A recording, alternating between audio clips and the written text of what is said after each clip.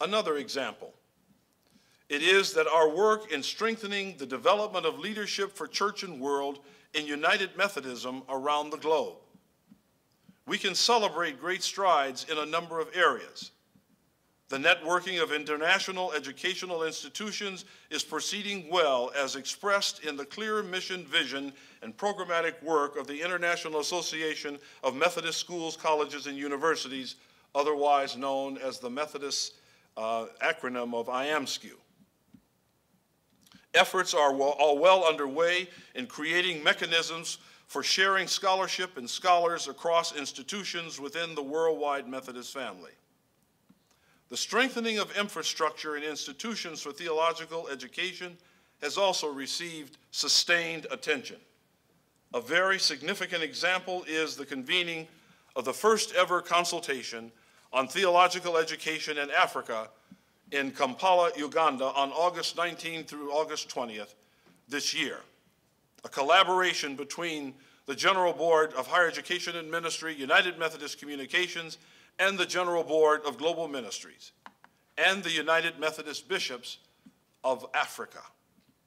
The theological administrators and educators gathered there delineated a vision for doing what GBHEM considers its primary work: create and nurture structures and institutions of theological education capable of being sustained over time so that the fledgling United Methodist Church on the continent of Africa, fledgling yet burgeoning,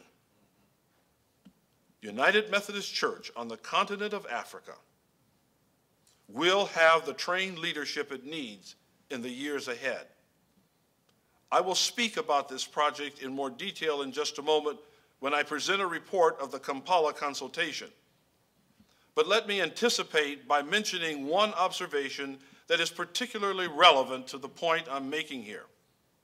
Both in the needs and the challenges facing theological education in Africa that participants identified, as well as in group conversations, there emerged an important refrain, namely, the urgent need for assistance in developing institutions and infrastructure.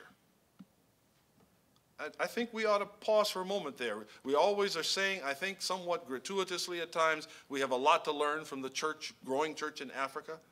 We have a lot to learn from the growing church in the Philippines, and as well as in Latin America. But here is something that we in the West need to hear, that we who sat at table with them were very humbled to hear repeatedly. This was the refrain: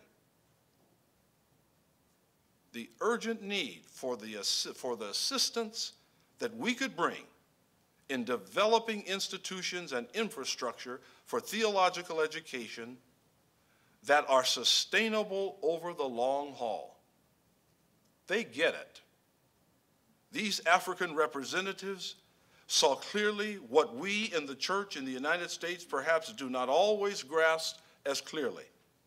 Sound, healthy institutions matter, and they matter more than ever today, especially in places of volatility, transition, and instability.